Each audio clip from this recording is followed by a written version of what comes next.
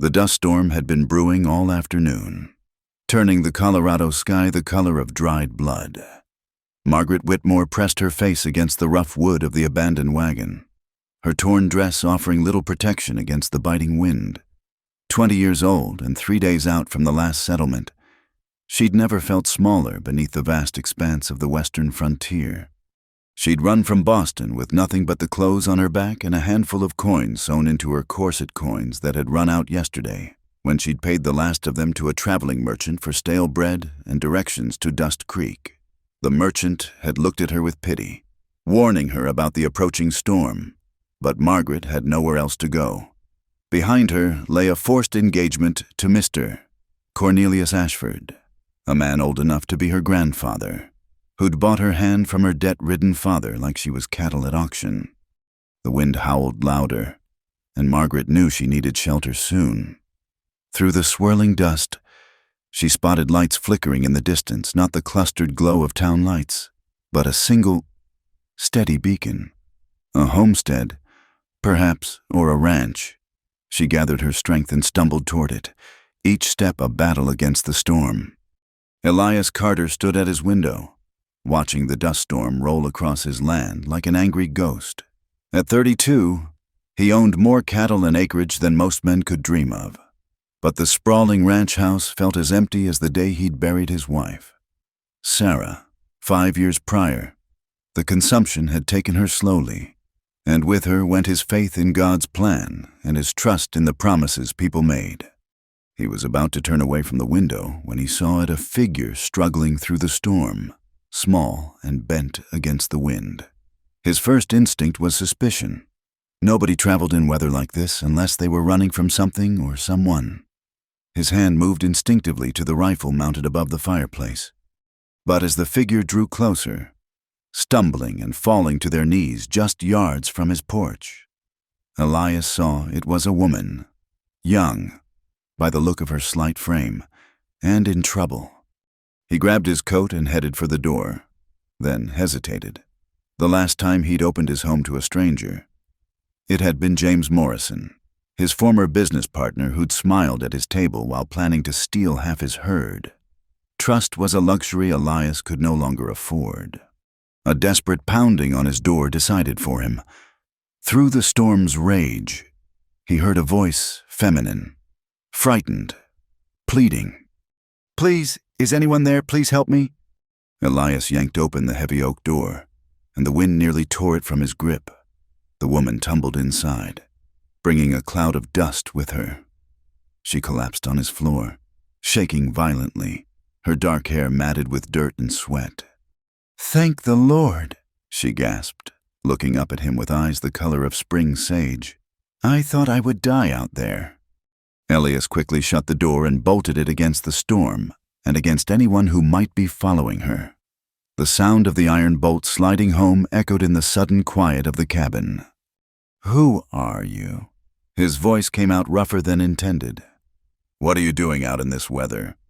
Margaret struggled to sit up, acutely aware of how she must look like a vagrant, a beggar, exactly the kind of woman respectable folks turned away. But there was something in this man's eyes, beneath the suspicion, that gave her hope, pain, maybe, or loneliness that matched her own. "My name is Margaret Whitmore," she managed between chattering teeth. "I was trying to reach Dust Creek when the storm caught me. I mean no harm, sir. I just need shelter until it passes." Elias studied her. Despite the dirt and exhaustion, he could see she'd been raised proper. It was in the way she held herself. Even now, trying to maintain some dignity, her dress, though torn and travel-stained, had once been fine Boston wool. A runaway, then, but from what? "You're 3 miles from town yet," he said, moving to stoke the fire. "Storm like this could last all night, maybe into tomorrow." Margaret's heart sank. She'd hoped she was closer. "Then I suppose I should—" She tried to stand, swayed dangerously. "Sit down before you fall down," Elias commanded. "I'm not sending anyone back into that storm, woman or man." He disappeared into another room, and returned with a thick blanket and a cup of water. Margaret accepted both gratefully, wrapping the blanket around her shoulders and sipping the water slowly. It was cool and clean, better than anything she'd tasted in days. "When's the last time you ate?" he asked, noting how her hands trembled around the cup. "Yesterday morning," she admitted quietly. Elias moved to the stove without comment, ladling stew from a pot into a bowl. The smell of beef and vegetables made Margaret's stomach clench painfully. When he set it before her, she had to force herself not to wolf it down like an animal. "Slow," he advised. "You'll make yourself sick otherwise." As she ate, Elias settled into a chair across from her, maintaining a careful distance. Up close, Margaret could see he was younger than she'd first thought, maybe early 30s, with the kind of weathered handsomeness that came from years under the western sun. His hands were calloused but clean, his clothes simple but well-maintained. Everything about him spoke of self-sufficiency and controlled strength. "You running from something, Miss Whitmore?" The question was direct but not unkind. Margaret's spoon paused halfway to her mouth. She could lie, make up some story about visiting relatives or seeking employment, but something about this man's steady gaze made deception feel impossible. "Yes," she said simply. "The law. No, my family, they—" She set down the spoon, appetite suddenly gone. "They arranged a marriage for me, to pay debts.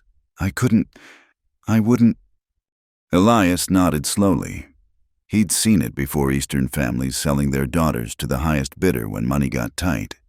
It was supposed to be more civilized than the frontier ways, but he'd never seen the difference. "How old's the man they picked?" 63. A muscle ticked in Elias's jaw. "And you?" 20 last month.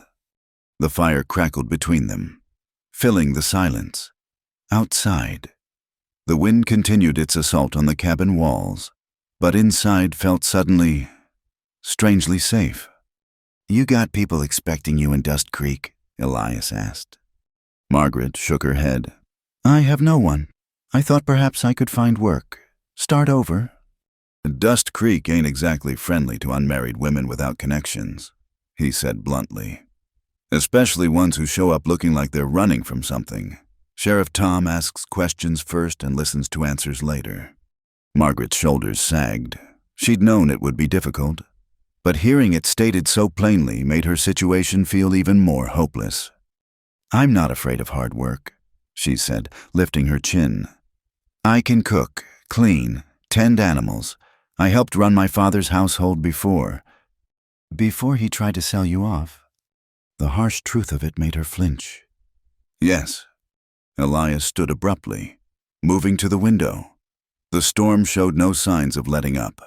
He thought of the empty rooms upstairs, the silent mornings, the weight of maintaining this place alone. He thought of Sarah, how she'd always insisted on helping anyone in need. But Sarah had been gone 5 years, and trust was a luxury he'd sworn off. Still, sending this girl to Dust Creek would be like throwing a rabbit to wolves. She'd end up in the saloon or worse within a week. "You can stay the night," he said without turning around. "There's a room upstairs, 3rd door on the right. Lock it from the inside if it makes you feel safer. Come morning, we'll figure out what to do with you." Margaret stood, clutching the blanket. "Thank you, Mr. Carter, Elias Carter." "Thank you, Mr. Carter. I promise I won't be any trouble." He finally turned to look at her, and something passed between them, not attraction, not yet, but recognition. Two people who'd been broken by life in different ways, taking shelter from the same storm. "See that you aren't," he said gruffly. "And Miss Whitmore, don't try to run off in the night, storm or no storm. This land's dangerous for those who don't know it. More than one person's disappeared thinking they could navigate the territory alone." Margaret nodded, understanding the warning for what it was, part caution, part concern. As she climbed the stairs to the offered room, Elias remained by the window, watching the dust swirl in the lamplight. He'd bolted the door against the storm, but he had a feeling he'd let something else entirely into his life. Whether it would be his salvation or his ruin remained to be seen. In her room, Margaret found a simple but clean space with a bed, washstand, and, true to his word, a bolt on the inside of the door. She slid it home, then sank onto the bed, still wrapped in the blanket that smelled faintly of leather and wood smoke. For the first time in weeks, she felt safe. It wouldn't last, safety never did, but for tonight, she would rest. Tomorrow would bring new challenges, new fears, new decisions to make. But tonight she was warm, fed, and protected from the storm. She didn't know that 3 miles away, Dust Creek was already buzzing with gossip about the Eastern girl who'd been asking after work. She didn't know that Sheriff Tom had already sent word back east about possible runaways.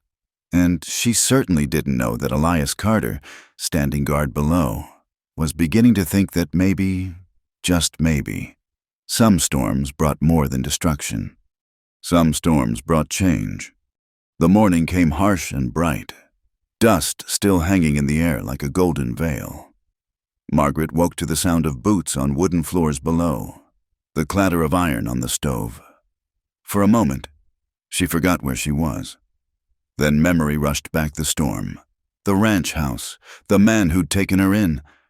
Elias Carter, even his name sounded solid, unmovable. She dressed quickly in her torn dress, trying to smooth the wrinkles and dust from the fabric.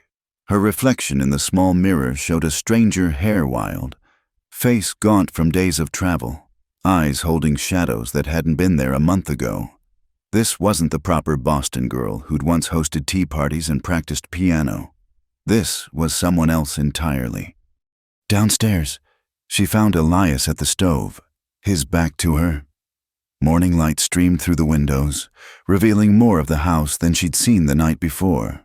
It was well built but sparse, functional rather than comfortable. A man's house, empty of the small touches a woman would add. "Coffee's hot," he said without turning. "Food'll be ready soon." Margaret poured herself a cup with trembling hands. The coffee was strong enough to strip paint, but she drank it gratefully. "Mr. Carter, about last night." Storms passed. He finally faced her, and in daylight she could see him more clearly.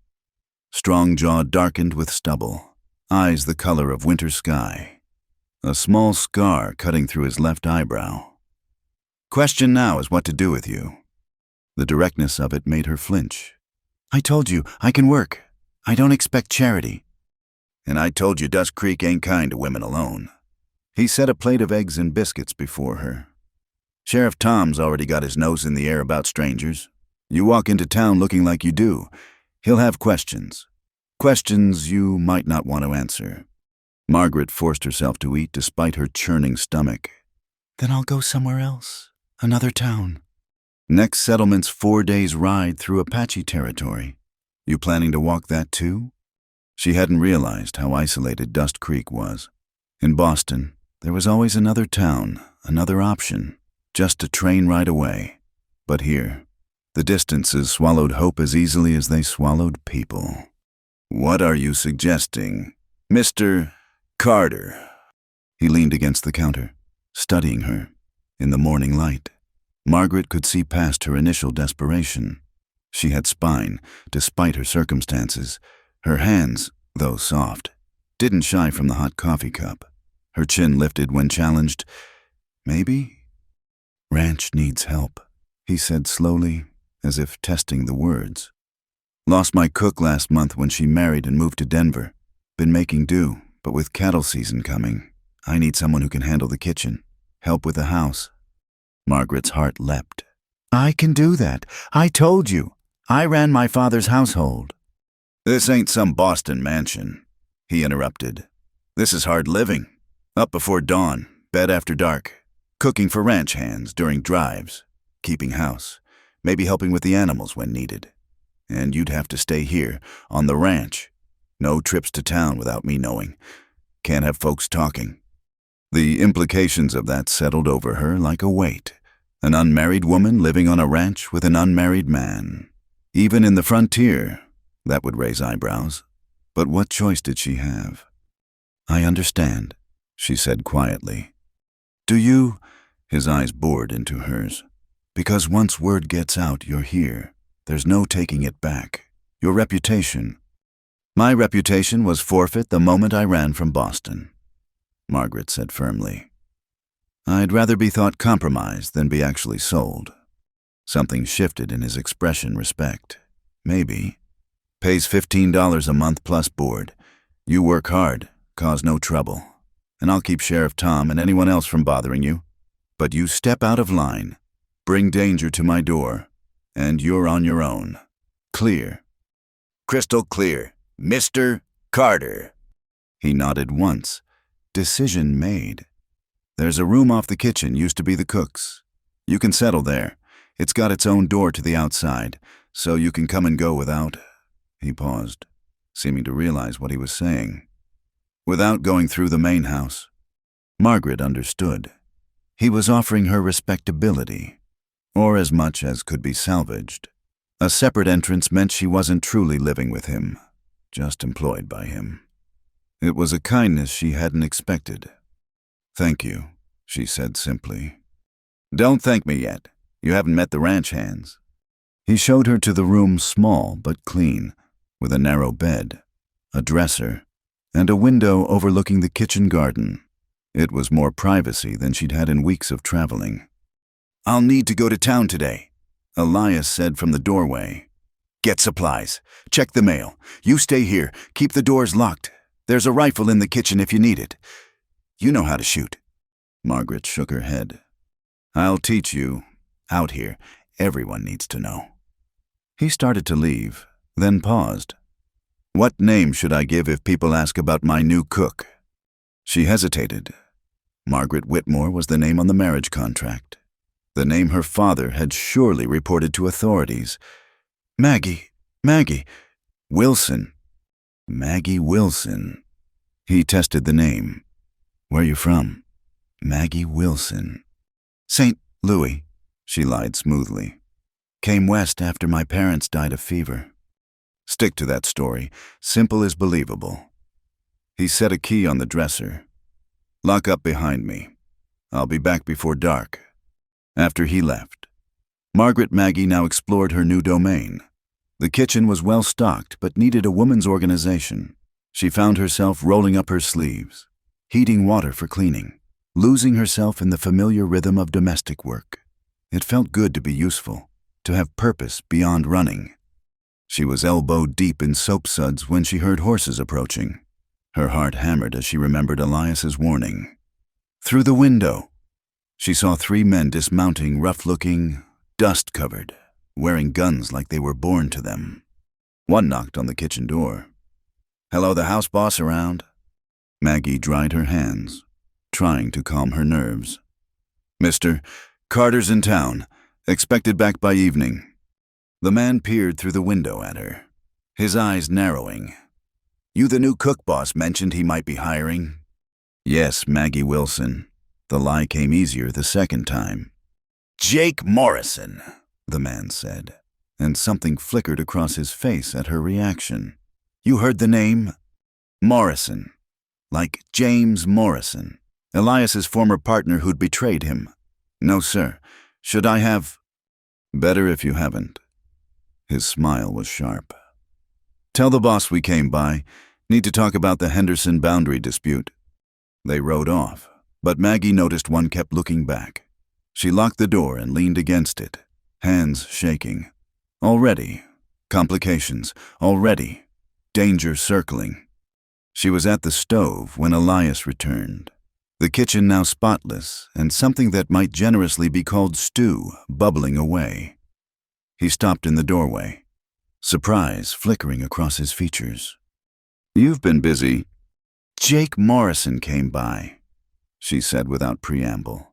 With 2 others, said something about a boundary dispute. Elias's face darkened. Jake's my foreman. Also happens to be cousin to the man who tried to rob me blind. Did he say anything else? Just to tell you they'd come by. She ladled stew into a bowl. He seemed suspicious. Jake's suspicious of Sunrise, but Elias looked troubled. He give you any trouble? No, just looked at me like he was trying to figure something out.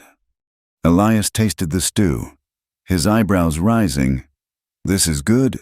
Better than, well, better than what I've been making. Secret is the herbs. Found some in your garden that we're going to waste. She watched him eat, noting the tension in his shoulders.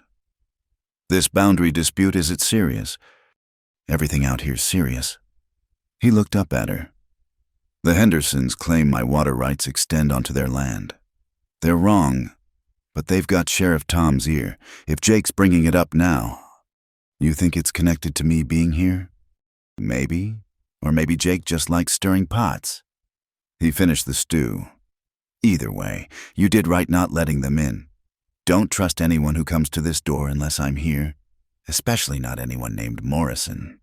That night, Maggie lay in her narrow bed listening to the sounds of the ranch cattle lowing in the distance, wind rattling the windows, the creak of boards as Elias moved about the main house. She'd traded one prison for another, perhaps, but this one came with honest work and a locked door she controlled. She thought about the man who'd hired her, the pain he carried like a shadow, the way he'd bolted the door against the storm, but let her stay anyway. Elias Carter was a puzzle, hard and soft, trusting and suspicious, generous and guarded all at once. In the main house, Elias stood at his window again, looking out at the cook's quarters where lamplight still glowed. Maggie Wilson, or whatever her real name was, had changed his kitchen in a single day, brought order to chaos.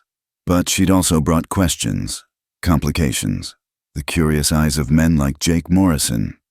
He should send her away, should drive her to the next town himself, give her money for a train ticket back east, should do the smart thing, the safe thing. Instead, he found himself planning tomorrow's work, how to keep her busy and out of sight, how to deflect questions in town.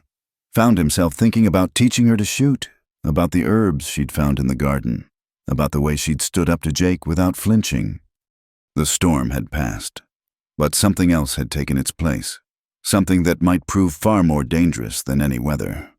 Change had come to his ranch, wearing a torn dress and carrying secrets, and Elias Carter, who'd sworn off trust and complications, found himself bolting his doors not against her, but for her. God help them both. 2 weeks passed in a rhythm of work and wary peace. Maggie rose before dawn to start the coffee and biscuits, watching the sun paint the mountains gold while Elias and his men prepared for the day's labor. She learned the preferences of each ranch hand, how Dusty liked his eggs runny, how old Pete took his coffee black as tar, how the young one they called Kid wouldn't eat vegetables unless she hid them in the stew. Elias kept his distance, speaking to her only about household matters and supplies, but she caught him watching sometimes when he thought she wasn't looking, his expression unreadable as winter sky. At night, she'd see him on the porch, smoking his pipe and staring out at the darkness like a man standing guard against more than coyotes. "You're getting thin," she told him one morning, setting down a plate heaped with extra bacon. "A man who works as hard as you needs proper fuel." He looked up sharply. "I eat plenty." "You eat like a sparrow with worries." She poured his coffee, noting the dark circles under his eyes. "Bad dreams." "What makes you think?" He stopped, jaw tightening. "Just ranch business. Nothing that concerns the cook." Maggie bit back a retort.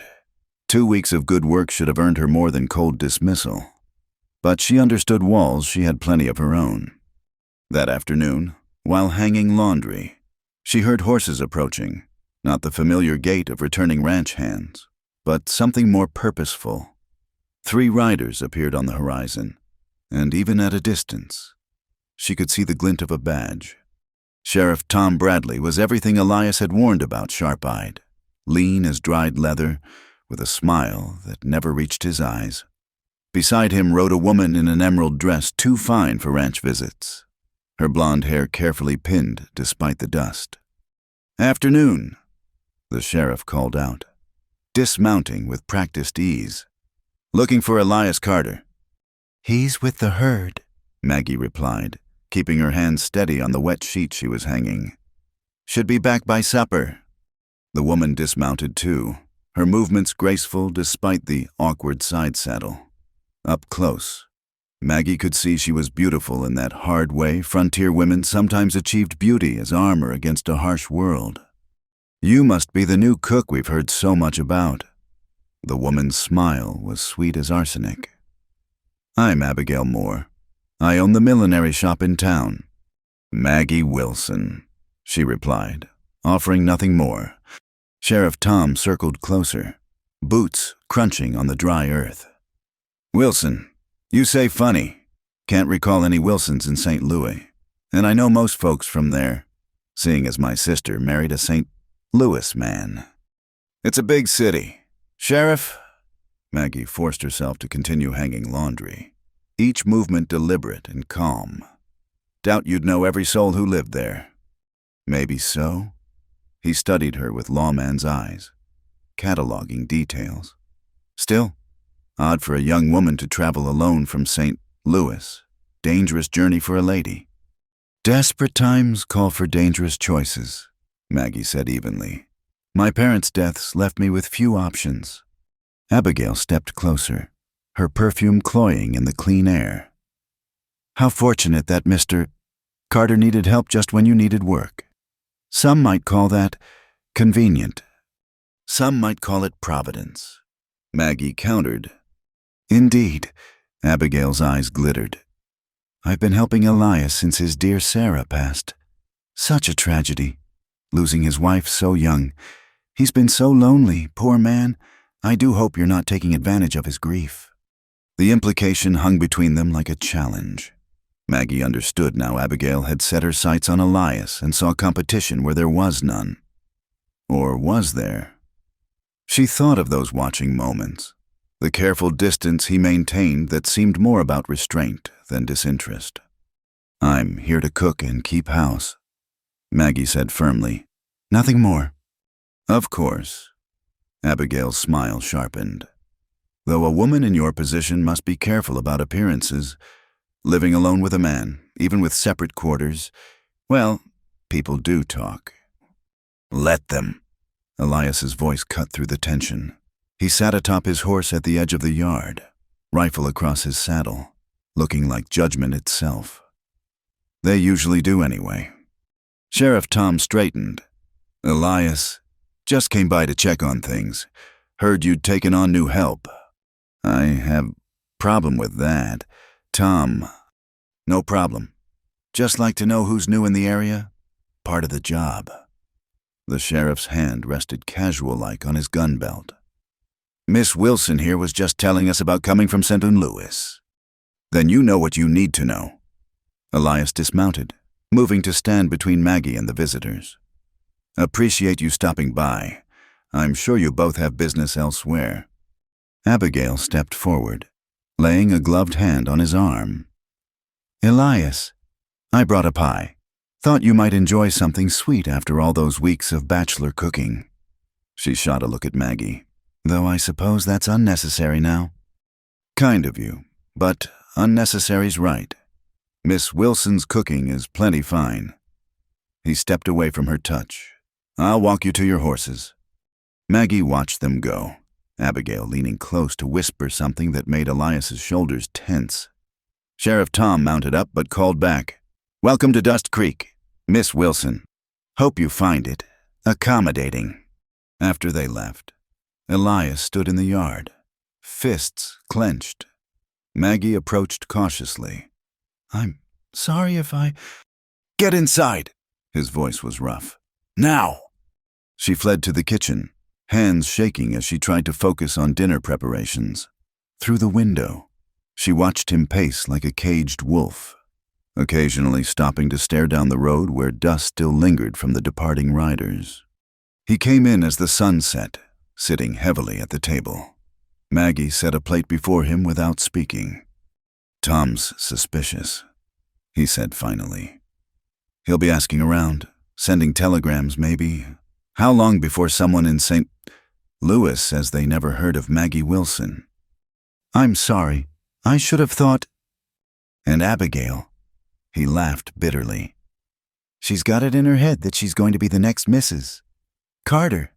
Been pursuing that notion since about a month after Sarah died. Now she sees you as competition. But I'm not. Doesn't matter what you are or aren't. Matters what people think. He pushed food around his plate. Maybe this was a mistake. Maybe I should... Please! The word escaped before she could stop it. Please don't send me away. I've worked hard. I've caused no trouble.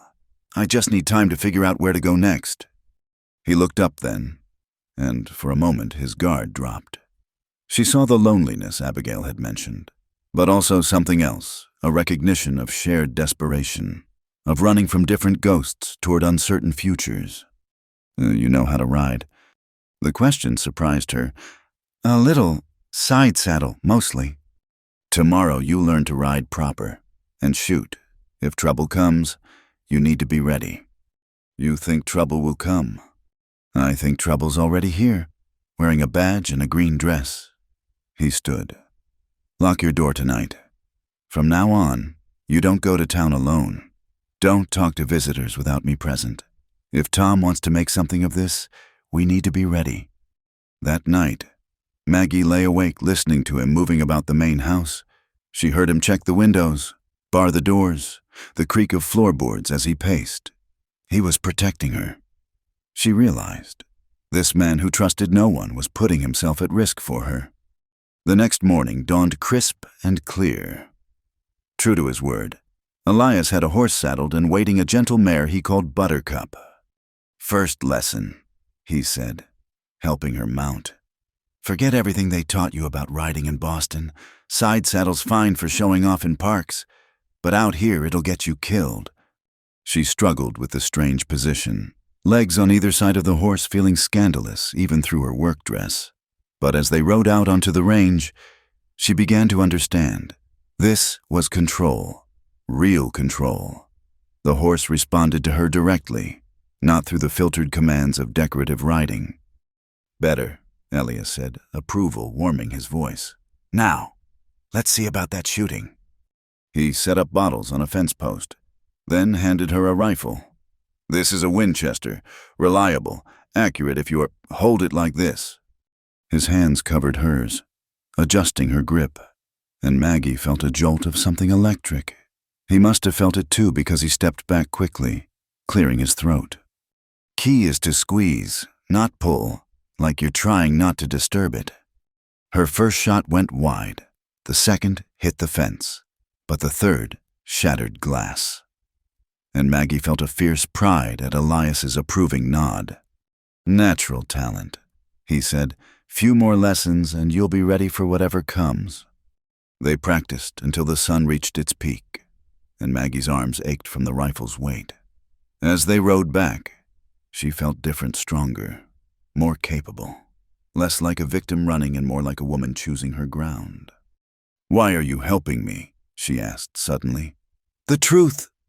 Elias was quiet so long she thought he wouldn't answer. Then, maybe because I know what it's like to have the world take something from you.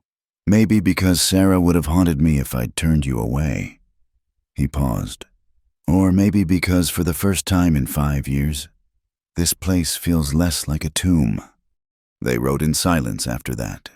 But it was a different silence charged with possibility and the dangerous recognition that somewhere between that first stormy night and this sun-drenched afternoon, they'd stopped being strangers. Back at the ranch, Jake Morrison waited on the porch, his expression dark. Boss, we got problems. Henderson's claiming we diverted water from the creek. Says he's got Sheriff Tom ready to serve papers. Elias dismounted, helping Maggie down with an unconscious protectiveness that Jake's sharp eyes didn't miss. Let them come. My water rights are clear. Clear don't mean much if Tom's taking Henderson's side. Jake's gaze slid to Maggie. Might be he's looking for reasons to come around here more often. The threat was subtle but clear. Maggie felt Elias tense beside her. Then we'd better make sure he doesn't find any reasons. Elias said evenly. Miss Wilson, see about lunch. Jake and I need to discuss business. She left them, but through the kitchen window, she could see their heated conversation. Jake gestured toward the house toward her, and Elias's response was sharp enough to make his foreman step back. The cabin that had felt like sanctuary was becoming a fortress, and Maggie wondered if walls built to keep danger out might also trap them within. But when Elias came in for lunch, his hand briefly touched her shoulder in silent reassurance, and she knew she'd rather be trapped here than free anywhere else. The sun was setting when she heard hoofbeats approaching fast. Through the window, she saw a rider she didn't recognize, spurring his lathered horse toward the house. "Mr. Carter!" the man shouted. "Mr. Carter, come quick. There's been shooting at the Henderson place." Elias burst from the house, rifle in hand. "What kind of shooting?" "Henderson's down. Tom's saying it was your men. That it's about the water rights." Elias's face went pale. "My men have been here all day." "Don't matter. Tom's forming a posse. Says he's coming to arrest whoever's responsible."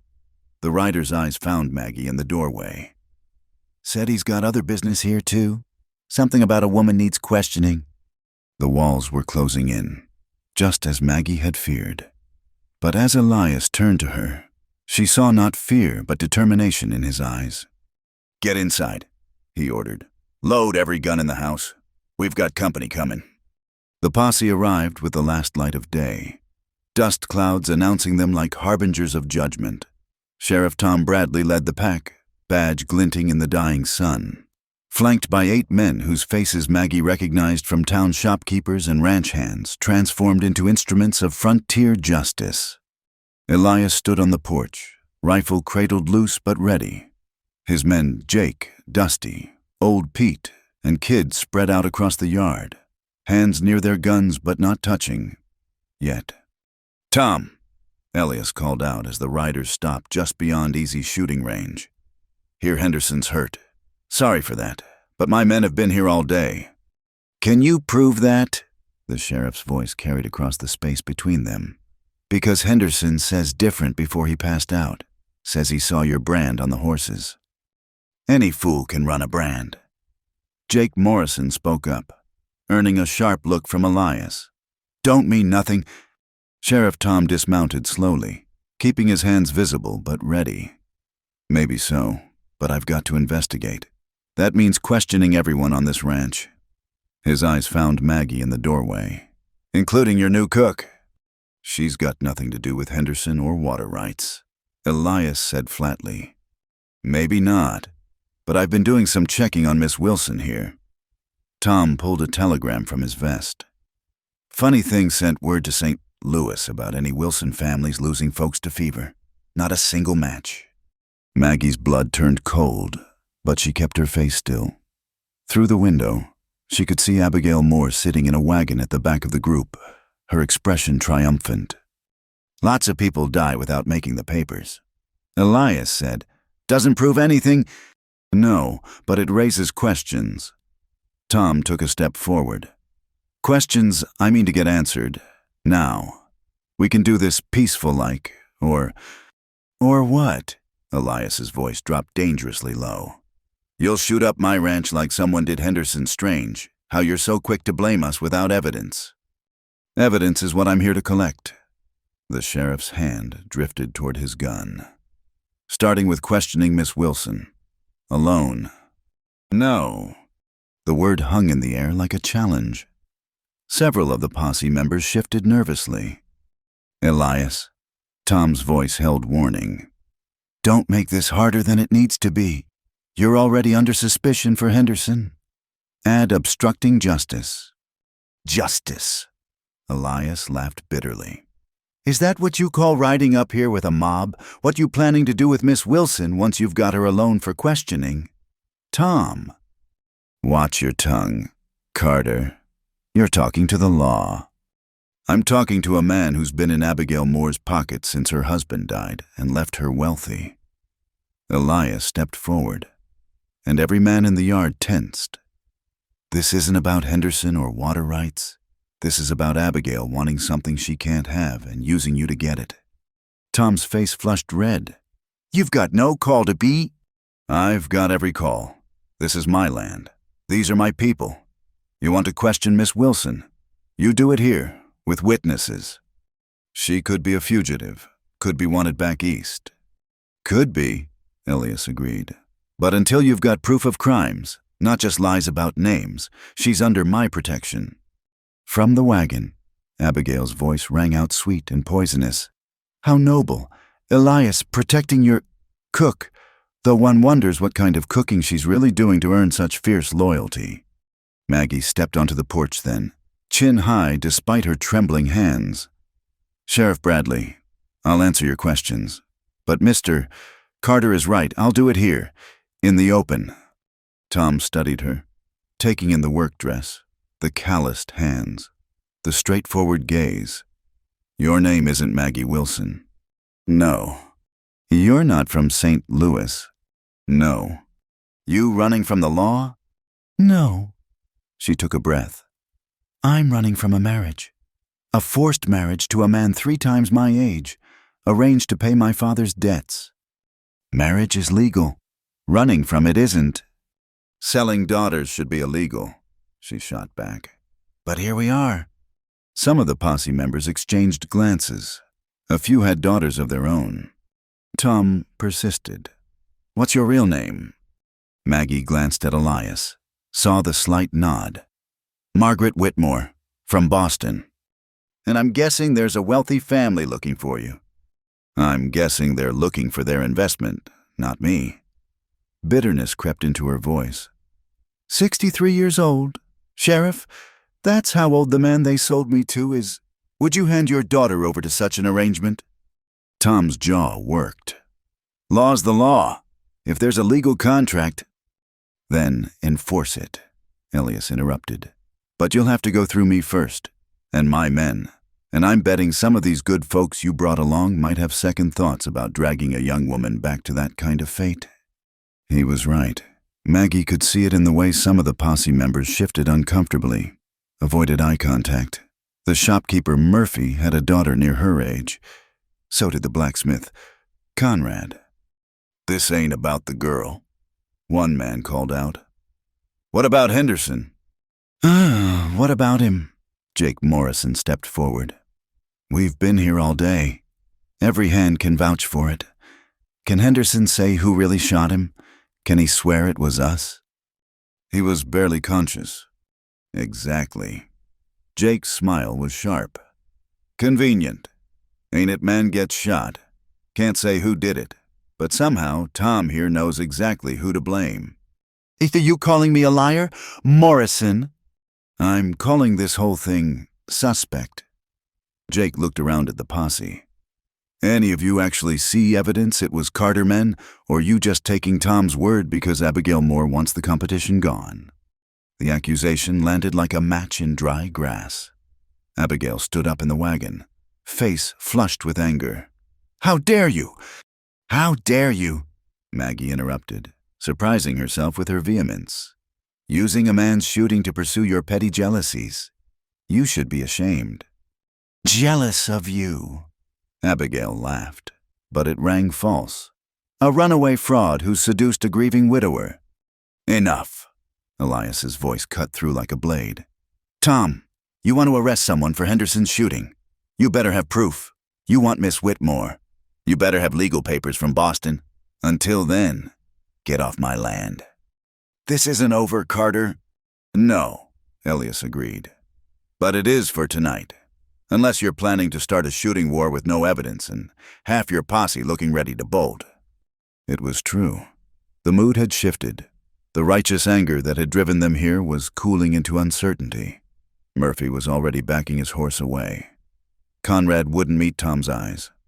The sheriff saw it too. We'll be back with papers, and you'd best hope Henderson recovers with no memory of your men, or you'll what?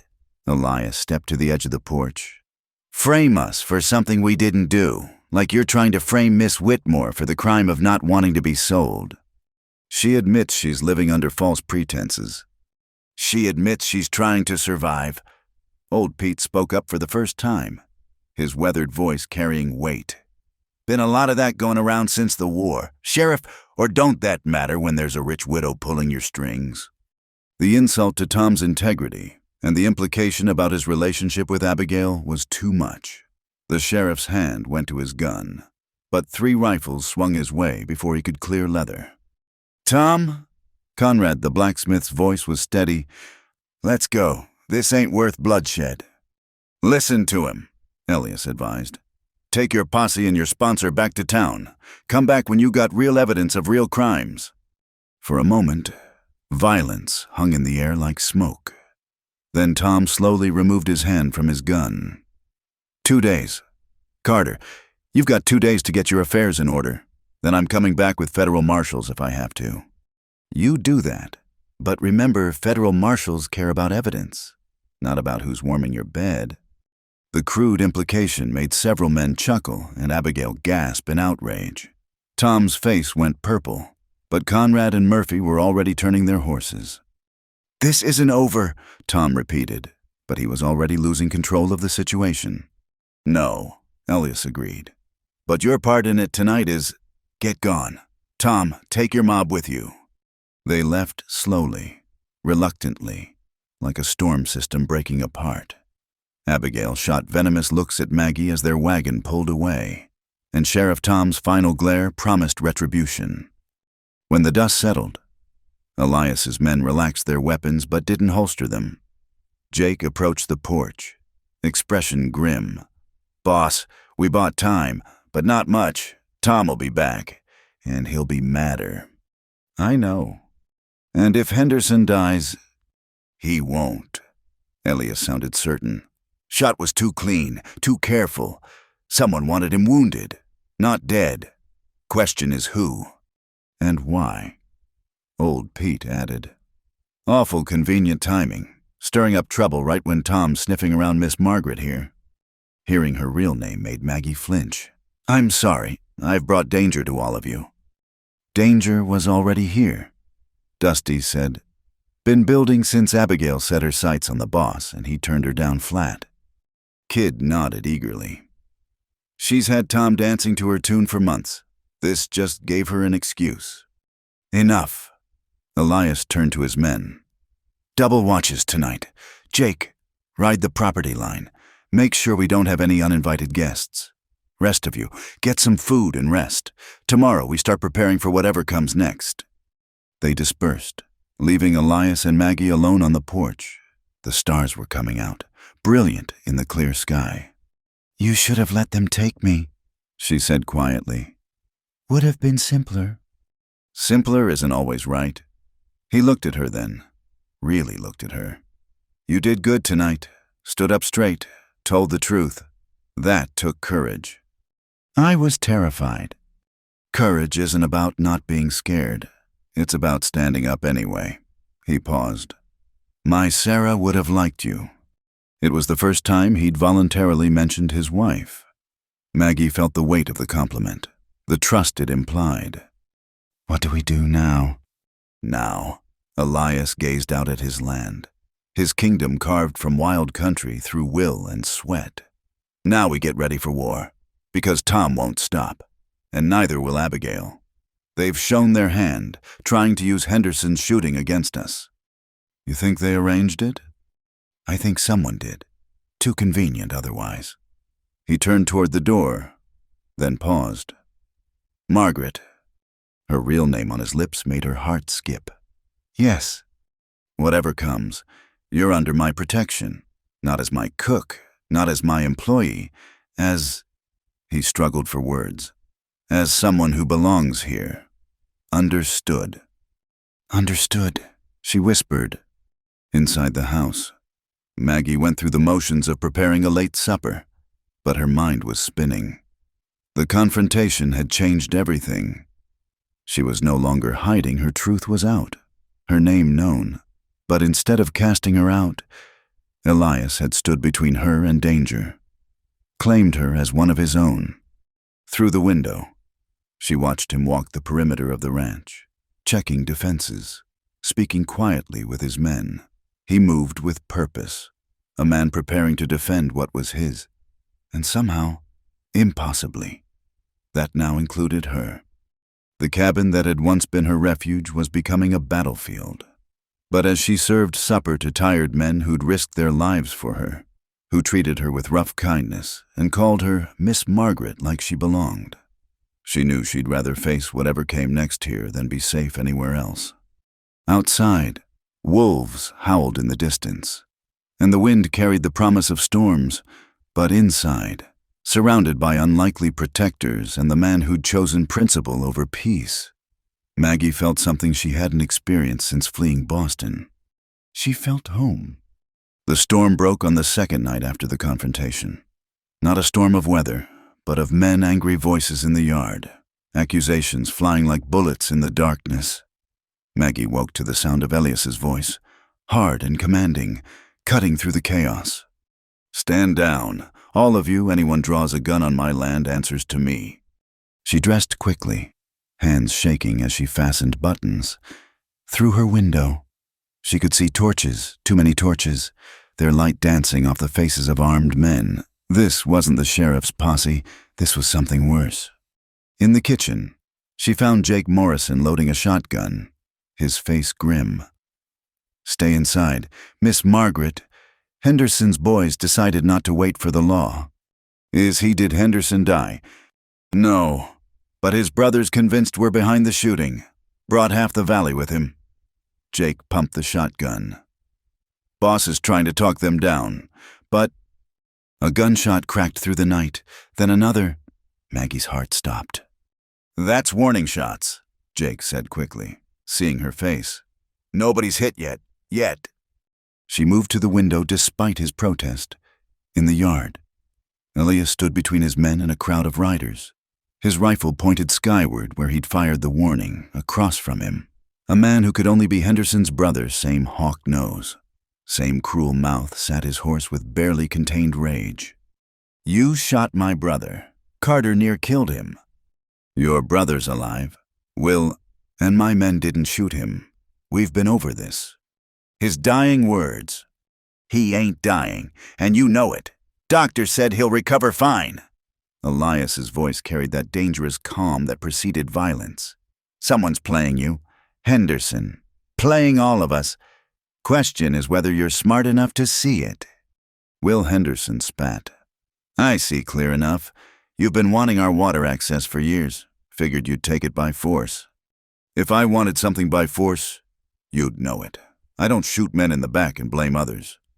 Through the kitchen door, Maggie saw movement riders circling around, trying to flank the house. Her shooting lessons flashed through her mind as she grabbed the Winchester Elias had taught her with. "Miss Margaret, no," Jake started. "They're surrounding us." She checked the rifle's load with steady hands that surprised her. "You watch the front, I'll watch the back." Jake studied her for a moment, then nodded. "You remember what Boss taught you? Squeeze, don't pull. Aim for center mass." She moved to the back door. "Don't let them get to the house." Outside, the shouting intensified. Through a crack in the door, she could see Dusty and old Pete positioned by the barn, Kid watching the eastern approach. They were outnumbered 3-1, maybe more. Then she heard another voice, female, carrying across the yard with practiced authority.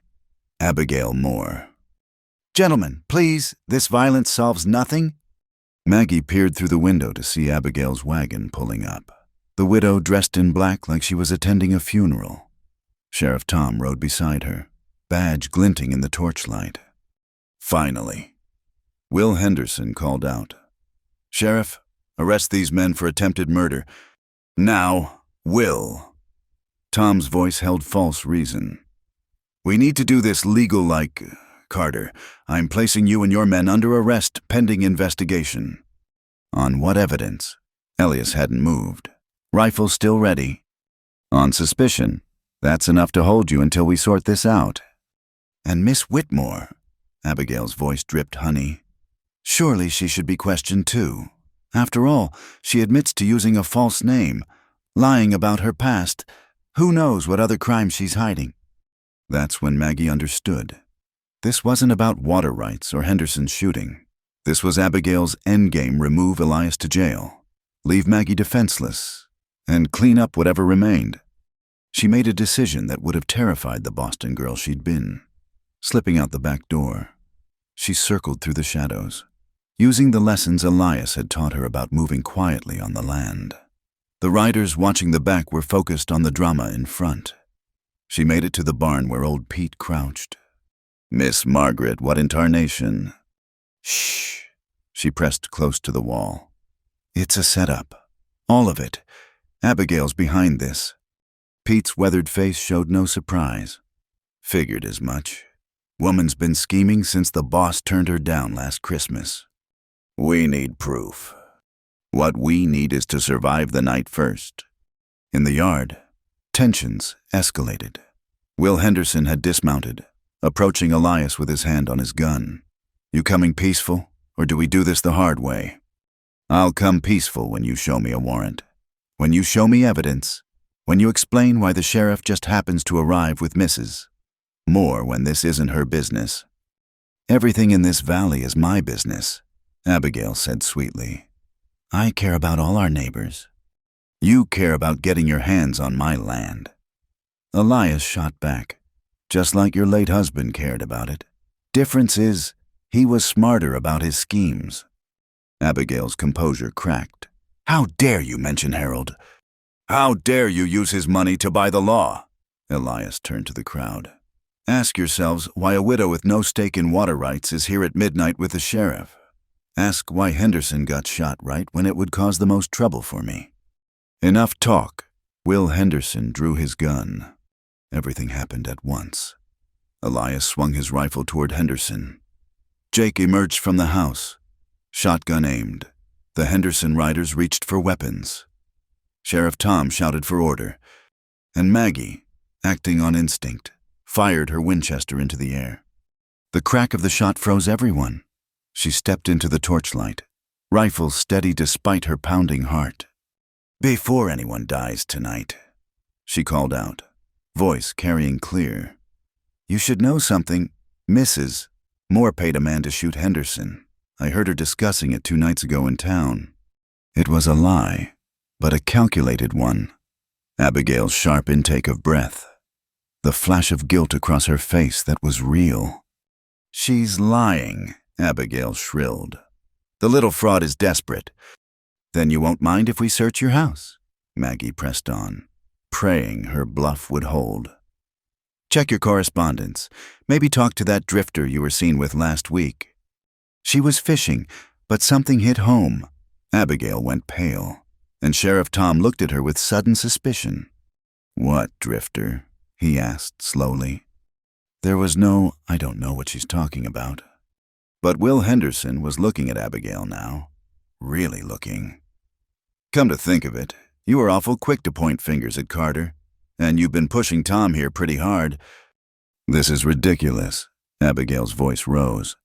"You're going to believe this runaway over me." "I believe." Old Pete spoke up. "That a woman who'd pay to have a man shot ain't above lying about it." "I saw her too," Kid added suddenly, young face earnest. "In town, talking to some rough-looking fellow. Gave him something. Looked like money." It was like watching dominoes fall. The Henderson men exchanged glances. Some of the townsmen who'd come for the spectacle began backing away. Sheriff Tom's face showed the dawning realization that he'd been played. "Abigail," his voice was strained, "tell me you didn't—" "I didn't do anything." But her protest rang hollow. "This is all lies, twisted to protect him." She pointed at Elias. "He's bewitched you all, just like he bewitched that little—" "Careful," Elias warned quietly. "You say something you can't take back." Abigail's composure finally shattered completely. "I offered you everything after Sarah died. I waited, I was patient, but you wouldn't even look at me. And then she appears, pointing at Maggie. And suddenly you're protecting her, caring about her, choosing her." She stopped, realizing what she'd admitted. In her jealousy, she'd revealed the heart of it all. Will Henderson slowly holstered his gun. "We're done here, Tom. You want to arrest someone. Maybe start with asking Mrs. Moore about that drifter." "Now wait just a minute," Tom started. No. Henderson's voice was firm. I'm thinking my brother's shooting wasn't about water rights at all. I'm thinking we've all been dancing to this woman's tune. He looked at Elias. We'll talk when heads are cooler. For now. He mounted his horse. Boys, we're leaving. The crowd dispersed slowly, reluctantly, like actors leaving a stage when the play turns sour. Sheriff Tom looked between Abigail and Elias, badge heavy on his chest. This ain't over, he said finally. There's still the matter of Miss Whitmore's identity. Is there? Elias stepped forward. Because I'm thinking you've got bigger problems. Like explaining to the federal marshals why you've been taking orders from someone who hired a man to shoot a rancher. They take a dim view of corrupted law. Tom's face went through several shades before settling on defeat. Abigail, I think you'd better come with me. We need to talk. Don't you dare, she started. Get in the wagon. His voice brooked no argument. Now. As they prepared to leave, Abigail turned one last poisonous look at Maggie. This isn't over, girl. Your past will catch up with you. Maybe. Maggie agreed, surprising herself with her calm. But at least I'm running towards something better. You're just running in circles of your own hate.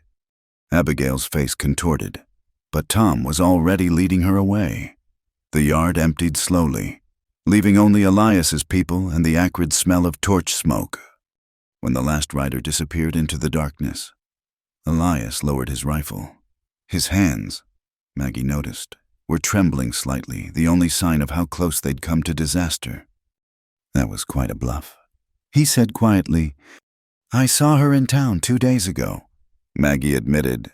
She was talking to someone suspicious. The rest, I gambled. Hell of a gamble. I learned from watching you. Something shifted in his expression.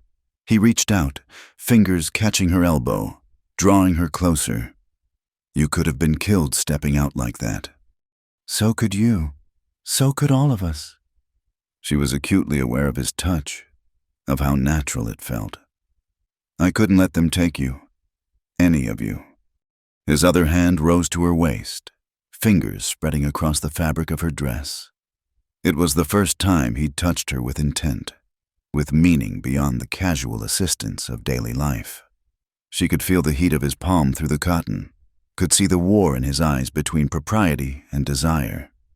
Margaret, her name was rough on his lips. I need to tell you something. But Jake's voice cut through the moment. Boss, riders coming back. Just 2, moving slow. Elias's hands dropped. The moment shattered. He grabbed his rifle again, but relaxed when the riders emerged into the light. It was Will Henderson and one of his men.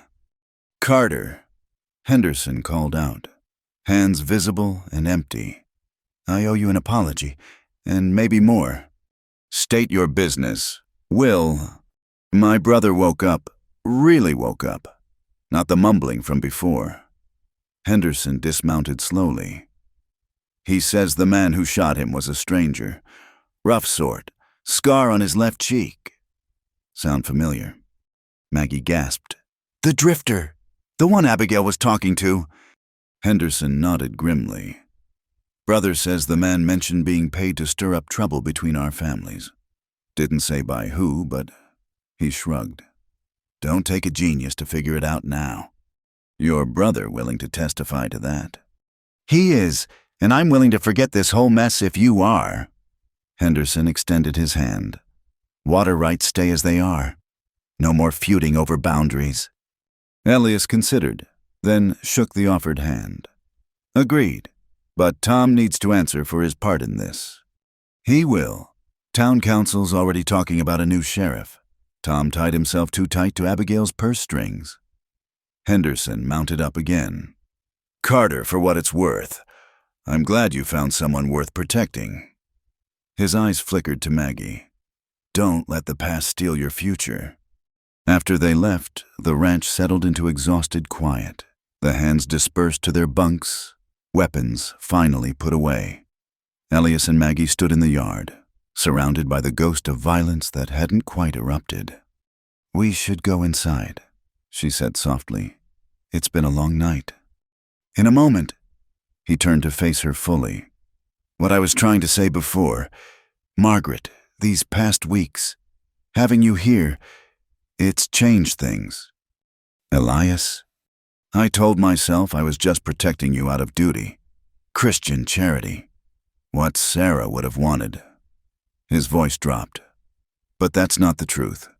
The truth is, he reached out again, hands finding her waist, drawing her close with gentle insistence. This time, there were no interruptions, no immediate dangers, just the two of them under a canopy of stars, standing on the edge of something that could no longer be denied. The truth is, I was dead inside before you arrived, going through motions, existing but not living. You brought life back to this place, to me. Maggie's hands rose to rest against his chest, feeling his heartbeat strong under her palms. I was running from a life that wasn't mine, but somewhere along the way, I stopped running from and started running to you. His fingers tightened on her waist, possessive and protective at once. Stay, not as my cook or housekeeper. Stay as...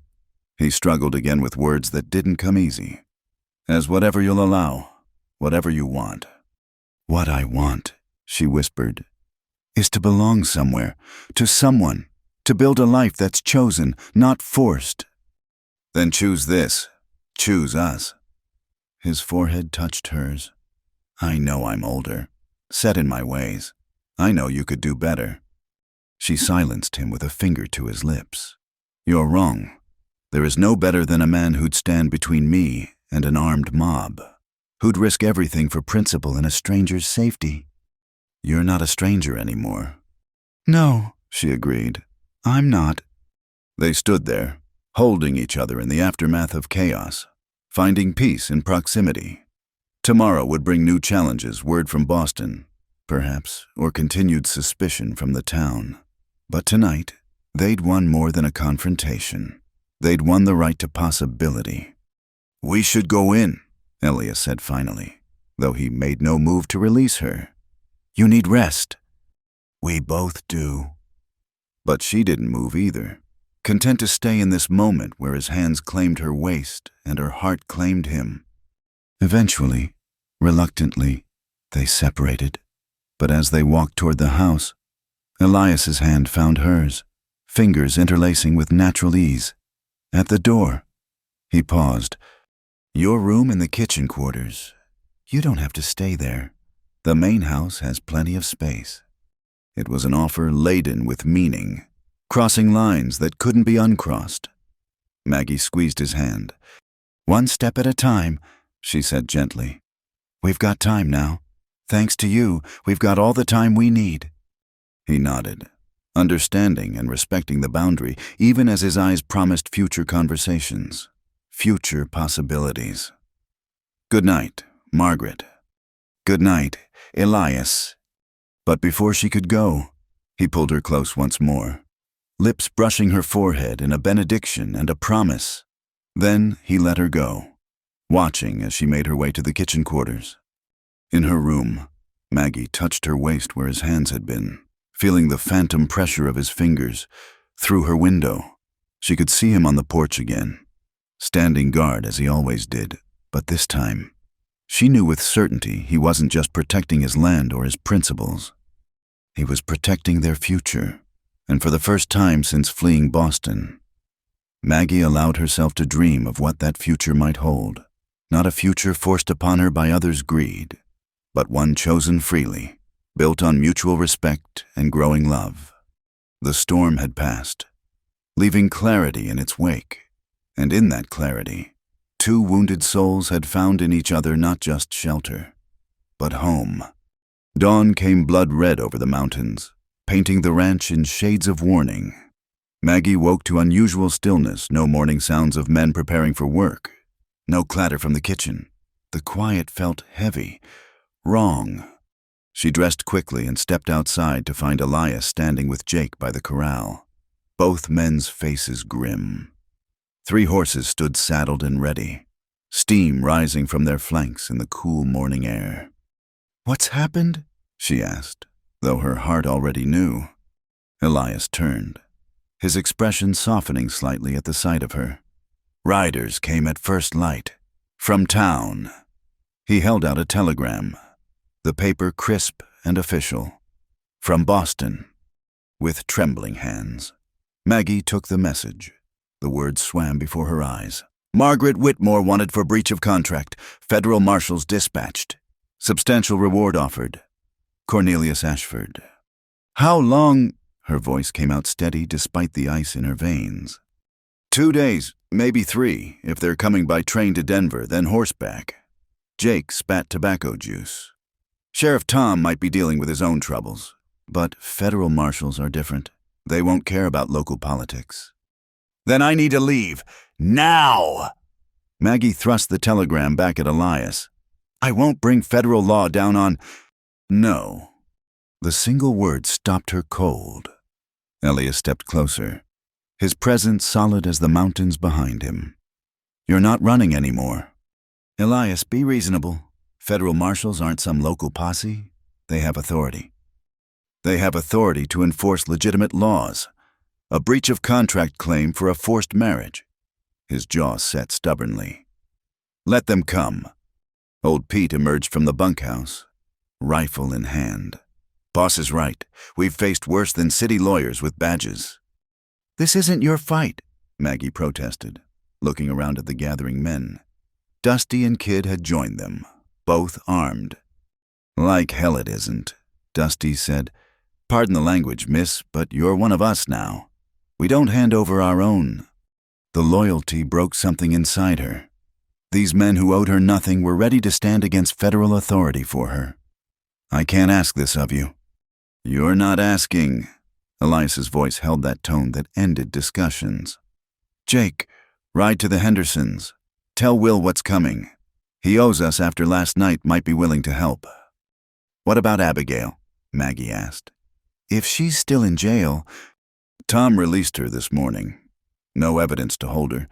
He said—" Jake's expression darkened. "But word is she's packing to leave town. Seems her reputation's ruined." A small, vindictive part of Maggie felt satisfaction at that, but larger concerns overshadowed it. "What's your plan, Ellis? We can't fight federal marshals." "Don't plan to fight them." He turned toward the house. "Plan to make their job complicated. Come on." Inside, he led her to his study, a room she'd only cleaned, never entered while he was present. Maps covered one wall, marking property lines and water rights. A portrait of a young woman with kind eyes sat on the desk. Sarah. "She was beautiful," Maggie said softly. "She was." Elias opened a strongbox, pulling out documents. "Also smart. Smarter than me in many ways. She's the one who made sure all our paperwork was ironclad legal." He spread papers on the desk, including this. Maggie leaned closer to read. It was a deed of employment, dated 2 weeks ago, properly witnessed. "You made me official." Had Judge Harper draw it up after that first night with Tom. "Makes you a legal employee of the Double C Ranch, entitled to full protection under territorial labor laws." His finger traced another paragraph.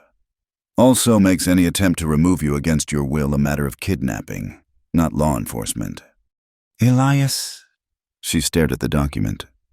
"When did you—" "The day after you bluffed Abigail." His eyes met hers.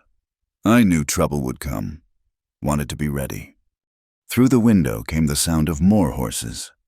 Maggie tensed, but Elias remained calm. "That'll be Will Henderson." Indeed, Henderson entered with 2 of his men, hat in hand. His brother had been moved to their ranch to recover, and the change in Will was marked less belligerent, more thoughtful. "Carter, Miss Whitmore." He nodded to each. "Jake told me about the Federals coming. I owe you for last night, and I pay my debts." "What are you proposing?" Elias asked. "My brother and I have been talking. What Abigail did trying to set us against each other, it opened our eyes. We've been so busy fighting over scraps. We didn't see the real threat." Will pulled out his own telegram. Got this from my lawyer in Denver. Seems Ashford Industries has been buying up land rights all along the railway route. Quiet-like, through intermediaries. Maggie's blood chilled. Cornelius Ashford, the man who claims to own you. Will finished grimly. Also the man who's been eyeing Colorado territory for expansion. Funny how his personal business brings federal attention right where he wants to develop. The pieces clicked together in Maggie's mind. He's using me as an excuse. If federal marshals are already here about me, they can look into local affairs, check land titles, find problems where none exist. Elias concluded. Clever. Too clever by half, Will said. But here's the thing, my brother saw his shooter clear before passing out, drew a picture soon as he could hold a pencil. He produced a sketch. Recognize him. The face was rough but distinctive scarred left cheek. Narrow eyes, cruel mouth. Maggie shook her head, but Jake inhaled sharply. That's Baskin. Amos Baskin. Gun for hire out of Kansas City. Jake looked grim. Usually works for big money interests. Like Ashford Industries, Will suggested. Be interesting if the federal marshals knew their boss hired a man to shoot up the locals. Elias studied the sketch. You'd testify to this, your brother would. We would. Question is, will it matter? Ashford's got money, connections. He's also got enemies, a new voice said from the doorway. Everyone turned to see Abigail Moore, dressed for travel, but standing straight despite her fall from grace. May I come in?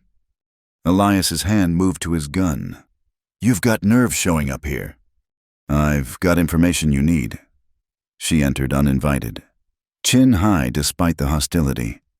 Yes, I paid Baskin, not to shoot anyone, just to cause trouble, stir things up.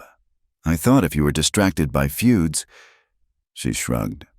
I was a fool, but I wasn't the only one paying him. Meaning, I met him through an intermediary, a man who claimed to represent Eastern interests. Paid half his fee, said I only needed to cover the rest. Her smile was bitter. I thought I was being clever. Turns out I was being used. Why should we believe you? Maggie asked. Because I kept receipts, names, dates. Abigail pulled papers from her bag. I may be many things, but I'm not stupid. I suspected I might need insurance. She set the documents on Elias's desk. The intermediary's name was Morrison, James Morrison. The room exploded in curses. Jake's face went dark. My cousin's working for Ashford. Your cousin's been working for Ashford for years, apparently. Who do you think really orchestrated the theft of those cattle who benefited when Elias had to sell land to cover losses? Elias studied the papers, face carved from stone. James bought that land through a company, Denver Holdings, which is owned by Ashford Industries. Abigail's laugh was hollow. We've all been puppets, even me. Why tell us now? Will demanded. Because I'm leaving Colorado, today, but before I go. She looked at Maggie. I was wrong about you. You're not some calculating seductress. You're just a woman trying to survive, same as I was after Harold died. Difference is, you found someone worth fighting for. Her gaze moved to Elias. And you were worth fighting for, even if I went about it all wrong. It was the closest to an apology they'd get. Abigail turned to leave, then paused. The Federals will arrive tomorrow evening. My source at the telegraph office confirmed it. 2 marshals, plus Ashford himself. Cornelius is coming, Maggie's voice cracked. He wants to handle this personally. Says he has investment in the outcome. Abigail's smile was sharp. Take that how you will. After she left, the room fell silent. Then Elias began giving orders with the calm efficiency of a general preparing for battle. Will, gather any men you trust. We'll make our stand here. Legally, Jake. Ride to Denver. Find a federal judge who isn't in Ashford's pocket. We need injunctions, writs, whatever legal papers you can get. That's a day's hard ride each way. Jake protested. Then you'd better get started. Elias turned to the others. Pete, Dusty, kid, fortify the ranch, not for fighting, but for siege. If they want to take Miss Whitmore, they'll have to starve us out. As the men dispersed, Maggie found herself alone with Elias. The morning sun slanted through the window, highlighting new lines of worry on his face. You could still run, he said quietly. I could get you to Mexico or California. No. She moved closer, hands reaching for his. I'm through running. Whatever comes, we face it together. His fingers interlaced with hers. You understand what Ashford's really after. It's not just you, it's leverage, control. He'll use you to get to the land. To me, to anyone who stands in his way. Then we stop him. Here, now. She squeezed his hands. You taught me to shoot, to ride, to stand up straight. Now let's see if I learned anything.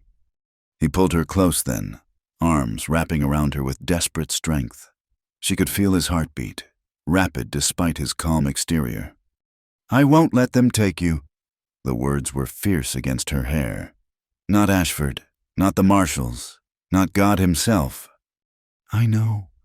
She pressed closer, drawing strength from his certainty. But Elias, if things go badly, if there's no choice. There's always a choice. He pulled back to look at her, hands framing her face. And I choose you, today, tomorrow, always. The kiss was inevitable, born of desperation and declaration. His lips on hers were firm, claiming, a promise sealed with touch. Maggie responded with equal fervor, pouring weeks of growing love into the contact. When they broke apart, both were breathless.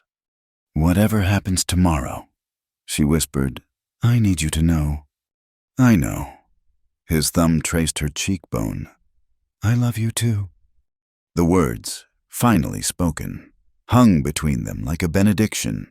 Then reality reasserted itself in the sound of preparations outside. We should help, Maggie said reluctantly. In a moment, he kissed her again. Softer this time, memorizing. Just let me have this moment before the storm comes. They stood together in the study, surrounded by maps and plans and evidence of other men's greed, finding peace in each other. Outside, men prepared for a confrontation that would determine not just Maggie's fate, but the future of the entire valley. But inside, for one perfect moment, there was only them, a man who'd lost everything finding love again, and a woman who'd fled false promises finding truth. Whatever came next, they would face it as one. The storm was coming, federal badges and Eastern money riding its winds. But here, in the heart of the Double C Ranch, love had taken root too deep for any storm to uproot. Tomorrow would bring Cornelius Ashford and his purchased justice. But today, Elias Carter held Margaret Whitmore in his arms, and no force on earth could make him let go. The federal marshals arrived with the setting sun, their badges catching the dying light like promises of judgment. But it was the third rider who made Maggie's blood turn to ice, Cornelius Ashford himself, sitting his horse like a king surveying conquered territory. At 63, Ashford remained an imposing figure, tall, silver-haired, with the kind of cruel handsomeness that wealth preserved. His pale eyes found Maggie immediately where she stood on the porch beside Elias, and his smile was the satisfied expression of a hunter who'd finally cornered his prey. Margaret, my dear, you've led us quite a chase. His voice, cultured and cold, brought back memories of that terrible night when her father had signed her future away. She felt Elias tense beside her, but found strength in his presence. Mr. Ashford, she kept her voice level. I see you've come a long way for nothing. Nothing. He dismounted with practiced ease. I've come to collect my legal bride. Hardly nothing. The lead marshal, a weathered man named Davis, cleared his throat. Mr. Carter, I'm Federal Marshal Davis. This is Marshal Young. We're here serving legal papers regarding Miss Margaret Whitmore. Maggie Wilson, Elias corrected firmly. My employee, under territorial protection. Her name is Margaret Whitmore. Ashford interrupted, producing documents. And she's bound by legal contract signed by her father, whose debts I hold. The contract is clear. She becomes my wife, or her family faces debtor's prison. My father is dead. The words came out harder than Maggie intended. Died 2 weeks after I left. Your threats have no power now. For the first time, Ashford's composure cracked slightly. Dead. Heart gave out when he realized what he'd done. Your money killed him as surely as a bullet. She stepped forward, surprising herself with her steadiness. So, whatever claim you think you have, the contract transfers to surviving family. Your younger brother, I believe Timothy. Ashford's smile returned, sharper now. 16 years old, trying to run what's left of your father's business. Be a shame if creditors came calling. Maggie's knees nearly buckled. She'd thought her siblings safe with their aunt in Philadelphia. You wouldn't. I'm a businessman, my dear. I collect what's owed. He turned to the marshals. Gentlemen, please retrieve Miss Whitmore. Now hold on, Marshal Davis said, studying the papers Elias had presented. This employment contract seems legitimate, and these territorial protection laws are superseded by federal authority in matters of interstate contract law, Ashford said smoothly. I have 3 senators who'll confirm it. Will Henderson chose that moment to ride up with a dozen men, all armed but keeping weapons holstered. Evening, marshals, Mr. Ashford. Heard we had distinguished visitors. This is a federal matter, Mr. Henderson. And actually, it might be more than that. Will dismounted, pulling out his brother's sketch. See, we've been having some trouble hereabouts. My brother was shot by this man. He showed the drawing, who mentioned being paid by Eastern interests to stir up trouble. Marshal Young examined the sketch. This is a local matter. Is it? Judge Harper appeared. Having arrived with Henderson's group, the circuit judge commanded respect even from federal authority. Because if Eastern business interests are hiring gunmen to influence local affairs, that sounds like federal corruption to me. This is ridiculous, Ashford snapped. I came here for my bride, not to listen to frontier conspiracy theories. Your bride, Margaret found her voice again. I am not property to be claimed. Mr. Ashford, whatever papers my father signed are legally binding. He stepped closer, and Elias moved between them. Ashford's eyes narrowed. Ah, yes, the noble rancher. Tell me, Carter, what's your interest here playing White Knight? Or have you already sampled what's mine? The insult hung in the air like a match near powder. Elias's hand moved toward his gun, but Maggie caught his arm. Don't, that's what he wants. She faced Ashford directly. You want to know his interest. He gave me honest work when I was desperate. He protected me when others would have thrown me to wolves. He showed me what a real man looks like, not some withered creature who buys women like cattle. Ashford's face flushed. You little... Careful, Elias warned, his voice deadly quiet. You're on my land. Federal protection only goes so far. Is that a threat? It's a promise. Marshal Davis stepped between them. Enough, Miss Whitmore Wilson. Whoever you are, I need to hear your side of this. So Maggie told it. All of it. The debts, the forced engagement, her father's desperation and her own. She spoke of running west with nothing, of finding sanctuary at the Double C, of building a new life through honest work. Her voice grew stronger as she spoke, and she noticed Marshal Young taking notes, his expression thoughtful. When she finished, Davis looked troubled. Miss, I sympathize, but the law should protect people, not enslave them. Judge Harper interjected. And there's the matter of Mr. Ashford's other interests in our territory. Jake Morrison rode up then, dusty from hard travel but triumphant. Got them, boss. Federal injunctions from Judge Stern in Denver. He handed papers to Marshal Davis. Seems the federal court takes a dim view of marriage contracts signed under duress, especially when the interested party has been bribing officials. Bribing? Ashford's voice rose. How dare! Your cousin sends his regards. Jake told Elias with grim satisfaction. James Morrison's been real talkative since federal investigators arrested him yesterday. Amazing what a man will say to avoid 20 years in prison. The marshals exchanged glances. This had become far more complicated than a simple retrieval. Mr. Ashford, Marshal Davis said slowly. I think we need to discuss this situation more thoroughly. These allegations are lies. But Ashford's composure was cracking. I demand you fulfill your duty. Our duty is to uphold all federal law, Marshal Young said quietly. Not just the parts that benefit you. That's when Ashford made his mistake, his rage overtaking judgment. He pulled a derringer from his coat. Then I'll handle this myself.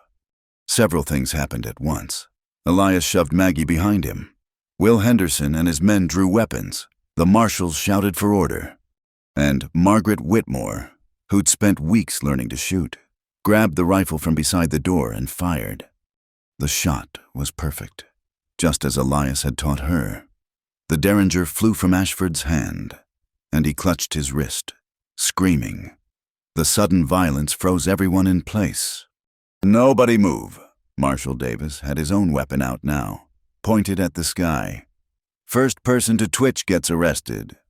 In the silence that followed, Maggie stepped out from behind Elias, rifle still raised. Mr. Ashford, you should know something. The girl you tried to buy, she doesn't exist anymore. That frightened child died somewhere on the trail from Boston. She lowered the rifle but kept it ready. I'm someone else now. Someone who won't be owned, won't be sold, won't be intimidated.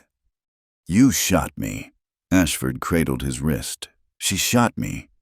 You drew a weapon on federal marshals and civilians, Davis said flatly. You're lucky she didn't kill you. Young, arrest him. What you can't.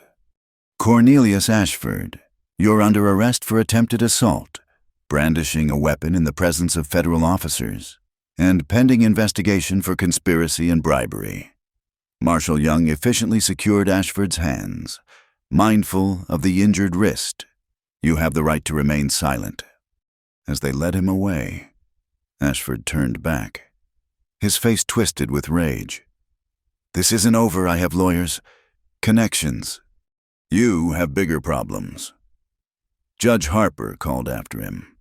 Word is the federal investigators are very interested in your land schemes. And that shooting Will Henderson's brother, your hired man Baskin's, already confessed. They watched the marshals load Ashford into custody. Marshal Davis lingered. Approaching Elias and Maggie, Miss Whitmore, or Wilson, whoever you choose to be, he said quietly. I'll file my report saying you've established legitimate residence and employment in the territory.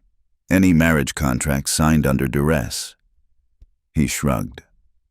Well, that's a matter for courts to decide, but with Ashford facing federal charges, I doubt he'll be pursuing matrimonial claims anytime soon. Thank you, Marshal. Davis tipped his hat. Ma'am, Carter. He paused. Word of advice might be time to make some things more official. Territorial law smiles on actual marriages a lot more than employment contracts, if you catch my meaning. He left them standing there, surrounded by friends and neighbors who'd risked everything for them. Will Henderson approached, hand extended to Elias. Seems we make better allies than enemies. Carter? Seems so. They shook hands, years of animosity finally buried. As the crowd dispersed, Maggie found herself alone with Elias on the porch. The stars were coming out, brilliant in the clear sky. Inside, she could hear the hands celebrating, but out here was peace. You saved me, she said softly. Again. You saved yourself. He turned to face her. That shot, Sarah couldn't have done better. The mention of his late wife should have stung, but Maggie heard it for what it was, the highest compliment he could give. "What happens now?" she asked. "Ashford won't give up easily." "Let him try. Between federal charges and what James Morrison's confessing, he'll be too busy keeping himself out of prison." Elias gathered her close. "Besides, the marshal was right about one thing." "What's that?" He dropped to one knee, right there on the porch where she'd first stumbled into his life. From his pocket, he pulled a simple gold ring, not new, she realized, but worn smooth with age. "It was my mother's," he said quietly. "Been in the family 3 generations. Sarah wore it for our years together, and when she was dying, she made me promise something." "What?" Maggie could barely breathe. "That I wouldn't bury it with her. That I'd find someone who'd make me live again, not just exist." His eyes met hers, winter blue, but warm as summer. "Margaret Whitmore, Maggie Wilson. Whoever you want to be, will you marry me? Not for protection or papers or legal standing, but because I love you and can't imagine facing another sunrise without you." Through tears, Maggie saw not the rich rancher who'd sheltered her, not the dangerous man who'd faced down mobs for her, but simply Elias scarred, careful with trust, but offering his whole heart. "Yes," she whispered, then louder. "Yes." He slipped the ring on her finger, stood, and kissed her as cheers erupted from inside. The hands had been watching, she realized, probably betting on the outcome. "When?" she asked against his lips. "Tomorrow. Tonight. Whenever Judge Harper can say the words." He pulled back to look at her. "That is, if you don't want a proper wedding." "I've had enough of proper," Maggie laughed. "I want real. I want honest. I want you." Old Pete appeared in the doorway, grinning. "Judge is inside. Boss says he'll do it now if you're willing. Seems fitting, considering." And so, as the moon rose over the Double C Ranch, Margaret Whitmore became Margaret Carter, not in some Boston cathedral with society watching, not for money or position or duty, but in a simple ceremony in a lamp-lit ranch house, surrounded by cowboys and neighbors who'd become family. Judge Harper spoke the words. Will Henderson stood as witness. Jake Morrison gave the bride away with gruff emotion, and when Elias kissed his bride, even hardened ranch hands had to wipe their eyes. "Well, Mrs. Carter," Elias said as the celebration continued around them. "Any regrets?" "Only one," she said, pulling him close. "What's that?" "That it took a storm to blow me to your door." She smiled. "But then again, the best things in life usually come with thunder." He laughed, the sound rich and free, a man no longer haunted by loss but looking toward a future bright with promise. "Then here's to storms, Mrs. Carter. May they always blow blessings our way." They danced then, to old Pete's fiddle and Dusty's harmonica, in a ranch house that had known too much sorrow but now rang with joy. Outside, the vast western sky stretched endless, full of stars and possibilities. Margaret had fled west as property to be claimed, but here, in Elias's arms, she'd found something worth more than freedom. She'd found a partner, an equal, a love that chose her as fiercely as she chose it. The virgin who'd walked into his cabin was gone. In her place stood a woman who'd claimed her own destiny, one brave choice at a time. And the rich cowboy who'd bolted the door had opened his heart instead, choosing love over safety, partnership over solitude. Together, they faced the future, whatever storms or sunshine it might bring, because some choices, once made, echo through eternity, and in choosing each other, Elias and Margaret Carter had chosen forever. 3 months had passed since that moonlit wedding, and autumn painted the Colorado mountains in shades of gold and crimson. Margaret Carter stood at the window of what had once been Elias's study but was now theirs, watching her husband work with the horses in the corral below. Marriage had softened some of his edges while sharpening others. He smiled more freely now, but his protectiveness had only grown fiercer. "Mrs. Carter, you've got a letter." She turned to find Jake Morrison in the doorway, holding an envelope with Eastern postmarks. Her heart stuttered even after Ashford's arrest and the resolution of all legal claims. Letters from the East still carried the weight of old fears. "Thank you, Jake." She took it with steady hands, waiting until he left to break the seal. The handwriting was young, shaky with emotion. "Dearest Margaret, I hope this letter finds you well and happy. Aunt Catherine says you've married and found a good life in Colorado. I'm glad. I want you to know that Father's debts have been settled. It seems Mr. Ashford's arrest freed many families from his clutches. I'm apprenticing with Mr. Hamilton at the bank now, learning honest business. Don't worry about us anymore. You saved us by being brave enough to run. Now live your life freely. Your loving brother, Timothy." Tears blurred her vision as she pressed the letter to her heart. The last chain to her old life had finally broken. "Good news?" Elias asked from the doorway, reading her expression with the intimacy of 3 months' marriage. "The best." She showed him the letter, watched his face soften with understanding. "They're safe, free." He crossed to her, gathering her close. "Then it's finished, all of it." "No," she corrected, turning in his arms. "Then it's beginning, our life, without shadows from the past." He was about to respond when old Pete's voice rang out from the yard. "Boss Ryder's comin', looks like the Hendersons." They found Will Henderson in the yard with his recovered brother Samuel, both men grinning broadly. "Elias, Mrs. Carter." Will tipped his hat. "Got news from Denver you'll want to hear." "Ashford." Elias tensed. 20 years hard labor," Samuel Henderson said with satisfaction. "Conspiracy, bribery, attempted assault. The federal judge threw the book at him. His company's been dissolved, assets seized to pay restitution. And," Will added with a meaningful look at Margaret, "all marriage contracts he held have been declared null and void. Seems you weren't the only young woman he tried to buy." Relief flooded through Margaret so powerfully she swayed. Elias's arm came around her waist, holding her steady, an echo of that night months ago when he'd first claimed her with his touch, but now with the easy intimacy of marriage. "There's more," Samuel said. "The territorial governor's appointed a new sheriff, someone we all voted for, Conrad the blacksmith. First thing he did was offer Jake here the deputy position." Jake shifted uncomfortably. "Haven't decided yet. Got responsibilities here." "Take it," Elias said immediately. "The ranch can spare you, and this town needs lawmen who actually care about justice."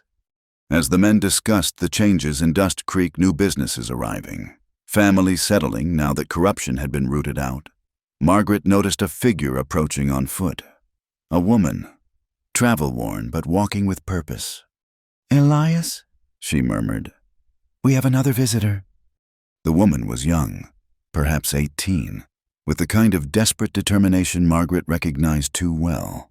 Her dress was patched but clean, her eyes holding that mix of fear and hope that marked someone running towards something better. "Please," the girl said as she reached them. "I'm looking for work. Any kind of work. I can cook, clean, tend animals." "Where are you from?" Margaret asked gently, seeing her younger self in this stranger. "Kansas. My PA died in a farming accident, and the bank wants to take our land unless I can pay." She stopped, shoulders squaring. "I'm not looking for charity, just honest work for honest pay." Margaret looked at Elias, saw him nod slightly. The Double C had prospered these past months. They could afford help. More than that, they could afford to be what someone else needed sanctuary. "What's your name?" Margaret asked. "Dorothy. Dorothy Palmer." "Well, Miss Palmer, I could use help with the house. Room and board plus $15 a month. You work hard, cause no trouble, and we'll see about helping with that bank situation." The girl's eyes filled with tears. "You mean it just like that?" "Just like that," Elias confirmed, My wife has a soft spot for women making their own way. Can't imagine why. His dry tone made Margaret elbow him gently. Mrs. Morrison, Dusty called from the kitchen door. Supper's ready. They all moved inside, the house filling with voices and laughter. Margaret showed Dorothy to what had once been her room off the kitchen, remembering her own first night here terrified, exhausted, but somehow knowing she'd found haven. After supper, as the hands entertained their guests with tall tales and Dorothy settled in, Margaret slipped outside. She found her favorite spot on the porch, watching stars emerge in the darkening sky. Elias joined her, as she'd known he would. These evening moments had become their tradition, a few minutes of quiet connection amid the cheerful chaos of ranch life. Any regrets? He asked, echoing his question from their wedding night. How could I regret the best thing that ever happened to me? She leaned into his warmth.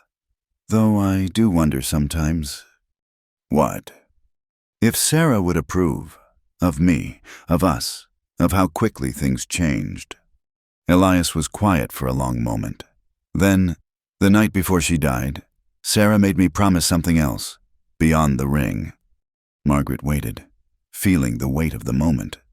She said, Don't mourn me so long you forget to live, and when love finds you again, because it will.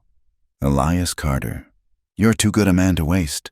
Don't you dare turn it away out of some misplaced loyalty to my ghost. His voice roughened. She said she'd haunt me herself if I chose grief over happiness. She sounds wonderful. She was, and she would have loved you, your strength, your courage, the way you've brought life back to this place. He turned her to face him. We've both lost people, Margaret, but we've found each other. That's not betrayal, that's blessing. She kissed him then, under the vast western sky, tasting promise and permanence. When they pulled apart, she saw their future stretching ahead like the endless prairie, not without challenges, but facing them together. The girl, Dorothy, Elias said, she reminds you of yourself. Is it that obvious? Only to someone who loves you. He smiled. We'll help her, like people helped us. That's how it should be, passing kindness forward. A wolf howled in the distance, but it no longer sounded lonely to Margaret. It sounded like wildness calling to wildness, like freedom recognizing itself across the darkness. I love you, she said, words that still felt miraculous to speak freely. And I love you, he replied. Chose you that first night, even if I didn't know it then. When you walked into my cabin, running from one life toward another. And you bolted the door? She laughed. Keeping the world out or me in? Both, neither. He pulled her close. Making a choice, I think, to stop just surviving and start living again. Inside, she could hear Jake telling the story of the confrontation with Ashford, embellishing wildly to Dorothy's gasps and the others' laughter. This was home now, not just the ranch, but the people who'd become family. The lonely cabin where a desperate woman had sought shelter had become a house full of life, laughter, and second chances. We should go in, Margaret said reluctantly. I should check on Dorothy, make sure she's settling well.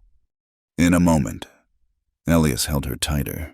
Let me hold my wife a little longer. Let me be grateful. So they stood there. The rich cowboy who'd learned to trust again, and the runaway who'd found where she belonged. The stars wheeled overhead, constant as promises kept. Inside, their chosen family celebrated another evening together, and in the darkness beyond the lamplight, the wild country stretched endless and free, no longer threatening but full of possibility. I chose you forever. Elias murmured against her hair, echoing his vow from that night months ago when everything had hung in the balance. And I chose you, Margaret replied, forever and always. They finally went inside, hand in hand, to rejoin the warmth and chaos of their life together. Dorothy looked up from where old Pete was teaching her card tricks, her face already brighter than when she'd arrived. The cycle continued, sanctuary offered, lives rebuilt, hope passed on like an inheritance more valuable than gold. Later, as the evening wound down and guests prepared to leave, Will Henderson pulled Elias aside. "You've done something good here, Carter, not just for your wife, but for all of us. Showing that strength doesn't mean standing alone."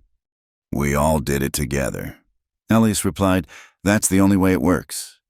As the house settled into nighttime quiet, Margaret made her rounds, checking that Dorothy had everything she needed, ensuring the doors were secured, though now from habit rather than fear, banking the fires. Simple domestic tasks that filled her with profound satisfaction. She found Elias in their bedroom, standing at the window that overlooked the land they protected together. "Penny for your thoughts." He turned, smiling, just thinking how different everything looks now.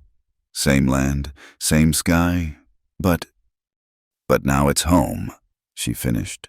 "Really home." "You're home," he corrected, drawing her close. "Everything else is just scenery." As they prepared for bed, Margaret reflected on the journey that had brought her here. A virgin had indeed walked into his cabin innocent not just of physical love, but of her own strength, her own worth. And yes, the rich cowboy had bolted the door, but not to trap her, to create a space where transformation could happen, where two broken people could heal into something whole. The autumn wind sang through the rafters, carrying the scent of coming snow. Soon winter would lock the ranch in white silence. But Margaret didn't fear it anymore. She had warmth here that no storm could touch, the warmth of belonging, of purpose, of love that chose daily to keep choosing. "What are you smiling about?" Elias asked, already knowing the answer in that way of married couples. "Just thinking about storms," she said, "and the blessings they blow our way." He laughed, pulling her close. "Then here's to the next storm, Mrs. Carter. Whatever it brings, we'll weather it together." "Together," she agreed, sealing the promise with a kiss. Outside, the first snowflakes began to fall, gentle as benedictions. Inside, two souls who'd found their way through darkness lay entwined, proof that sometimes the most violent storms deliver the most precious gifts. They'd chosen each other not just for a moment of passion or a season of need, but forever through whatever winds might blow, whatever seasons might turn, whatever challenges the wild country might offer. The virgin who'd walked into his cabin was gone, transformed into a woman of strength and certainty. The rich cowboy who'd bolted the door had opened his heart instead. And in choosing each other, they'd chosen to build something larger than themselves, a legacy of love, courage, and the radical belief that everyone deserves a second chance at happiness. Forever wasn't just a word anymore. It was a promise kept with every sunrise, every shared meal, every quiet evening on the porch. It was Dorothy finding sanctuary as Margaret once had. It was Jake becoming deputy to protect others. It was neighbors becoming family and a house becoming a home. And at the heart of it all, two people who'd saved each other simply by choosing to see past fear to possibility, past pain to promise, past all the reasons to stay closed to the one perfect reason to open wide. Love, wild and free as the western wind, strong as mountain stone, eternal as the stars that witnessed their vows. This was their forever, and they chose it gladly, gratefully, again and again and again. Thank you so much for listening to this Wild West love story. I hope Margaret and Elias's journey touched your heart as much as it touched mine while sharing it with you. I'd love to know where in the world you're listening from. Please leave a comment below, and let's connect across the miles, sharing our thoughts about love, courage, and second chances. If you enjoyed this tale of frontier romance, please subscribe to Wild West Night for more stories that celebrate the untamed spirit of the American West. Don't forget to like this video and hit the hype button to help more listeners discover these passionate tales of love against all odds. Until our next story, partners, may you find your own courage to choose love, always.